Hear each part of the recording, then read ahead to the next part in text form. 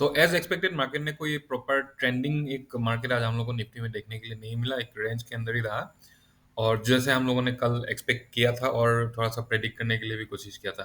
तो hello everyone, स्वागत करते हैं नए वीडियो में डिस्कस करेंगे Nifty import levels and trade plan for Friday 30th में डिस्कस स्टार्ट के समय लाइक डिस्क्लेमर। जो भी है तो हम एनालिसिस करने वाला, ट्रेड प्लान करने वाला, ये एंटायरली मेरा पर्सनल ओपिनियन होगा, ना कि कोई ट्रेड एडवाइस। अभी कल के लिए डिस्कशन स्टार्ट करने से पहले देख लेते हैं कि आज के लिए जो सपोर्ट और रेजिस्टेंस हम लोगों ने प्लॉट किया था, नीचे ने कैसे फॉलो किया।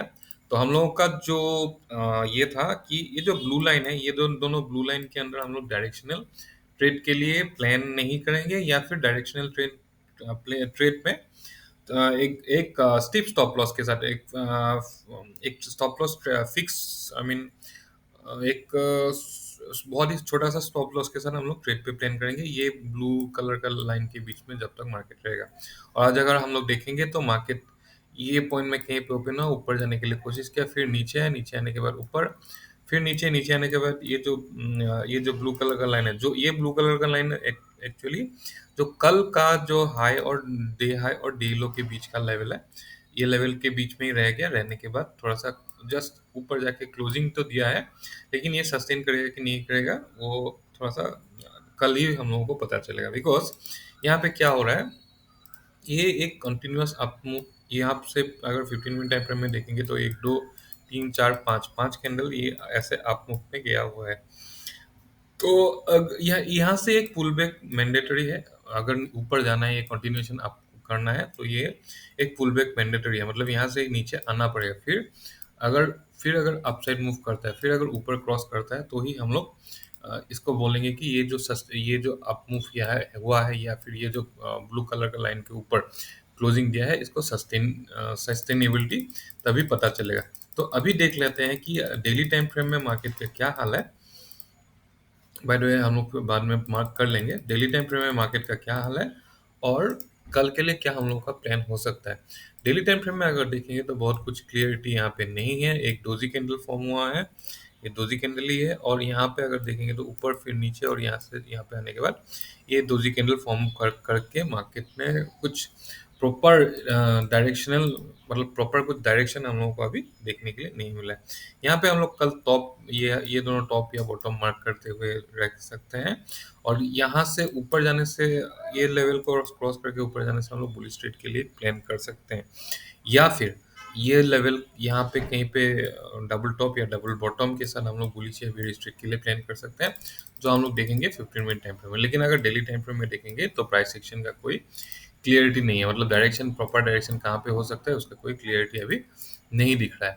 15 मिनट टाइम फ्रेम में अभी देख लेते हैं कि कल के लिए क्या-क्या इंपॉर्टेंट रेजिस्टेंस या सपोर्ट लेवल हो जाएगा। इससे पहले एक ये डॉटेड लाइन देख लेते हैं। ये डॉटेड लाइन कल का सीपीआर है।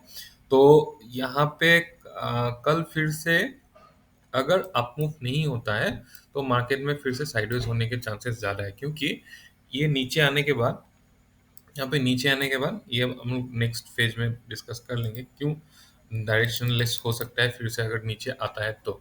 यहाँ पे अपसाइड के लिए अगर मूव होना है तो अगर कहीं पे ये रेंज पे कहीं पे ओपन हुआ, सपोज इसके नीचे यहाँ पे कहीं पे ओपन हुआ, स्लाइटली गैप डाउन ओपन हुआ, तो बेटर होगा हम लोगों के लिए। अगर स्लाइटली गैप डाउन ओपन हुआ और ये जो रेड कलर का लाइन है, ये फिर आज का जो डे हाई है, डे हाई के ऊपर अगर क्रॉस करता है, तो हम लोग आराम से बुलिश ट्रेड के लिए प्लान कर सकते हैं। लेकिन बाय चांस अगर ये गलती से कहीं पे गैप अप ओपन हो गया, गैप अप ओपन हो जाने से 15 मिनट टाइम फ्रेम में भी यहाँ पे हम लोग को वेट करना होगा। वेट करके इससे प्राइस एक्शन के साथ, मतलब अगर 15 मिनट टाइम फ्रेम में, ये कोई भी टाइम फ्रेम में अगर गैप अप ओपन होता है, तो गैप अप ओपन होने के बाद हम लोग को इसको नीचे आना पड़ेगा। नीचे आने के बाद अगर अपसाइड मूव करता है, तो ही हम लोग बुलिश ट्रेड के लिए प्लान कर सकते हैं। लेकिन अगर गैप डाउन ओपन हो जाता है, यहाँ पे कहीं पे नेगेटिव ओपन होता है, और उसके बाद अगर इसको क्रॉस कर जाता है, तो हम लोग आराम से बुलिश ट्रेड के लिए डायरेक्टली प्लान कर सकते हैं। या फिर यहाँ पे ऐसे डबल टॉप के साथ हम लोग बेयरिश ट्रेड के लिए भी प्लान कर सकते हैं। डाउन साइड के लिए अगर आना है, तो ये हो सकता है कि सेकेंड हाफ नहीं होगा, क्योंकि ऐसा कुछ इवेंट यहाँ पे अभी नहीं है, और 200 पॉइंट का गैप डाउन ओपनिंग होना नहीं चाहिए। तो अगर यहाँ पे कहीं पे ऐसा होने के बाद, अगेन बीच में यहाँ पे हम लोग को सीपीआर भी दिखा था, तो सीपीआर के चलते भी डायरेक्टली यहाँ पे क्रॉस करके नहीं आ सकता, नहीं आने का चांसेस कम है। और यहाँ पे आने के बाद ऐसा कुछ प्राइस एक्शन बनता है, तो भी हम लोग फिर से बुलिश ट्रेड के लिए प्लान कर सकते हैं।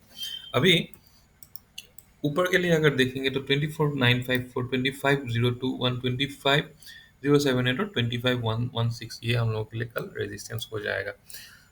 ये रेजिस्टेंसेस तभी काम में आएगा, ये रेजिस्टेंस तभी काम में आएगा अगर मार्केट गैप डाउन ओपन होता है तो, या क्योंकि अगर गैप अप ओपन होता है, गैप अप ओपन होने के बाद बहुत ज़्यादा चांसेस नहीं है कि बहुत ऊपर तक मूव करे।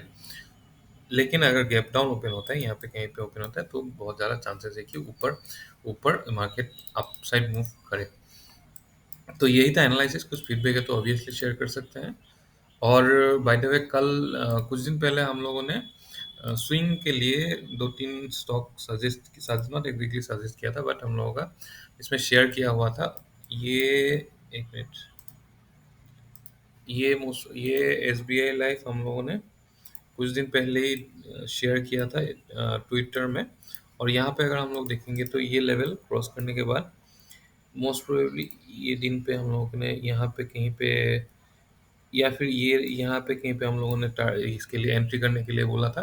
ब्लू लाइन क्रॉस करने के बाद अभी ये ऑलमोस्ट 1:2 के आसपास चल रहा है।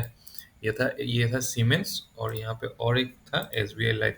तो उसके लिए जो ट्विटर का हम लोग का हैंडल है उसको भी फॉलो कर सकते हैं, और बीच बीच में हम लोग कभी कभी अगर मिलता है तो सिमिलरली यहाँ पे ये ब्लू कलर का लाइन पे एंट्री था, यहाँ ये पॉइंट पे कहीं पे हम लोगों ने एंट्री के लिए बोला था, और अभी ऑलमोस्ट जाके 1:3 के आसपास चल रहा है। तो ये था एनालिसिस, कुछ फीडबैक है तो ऑब्वियसली शेयर कर सकते हैं। और हाँ, इसके लिए स्विंग के लिए ट्विटर का जो हैंडल है उसको आप लोग चेक कर सकते हैं, डिस्क्रिप्शन बॉक्स में मिल जाएगा। Thank you, bye bye.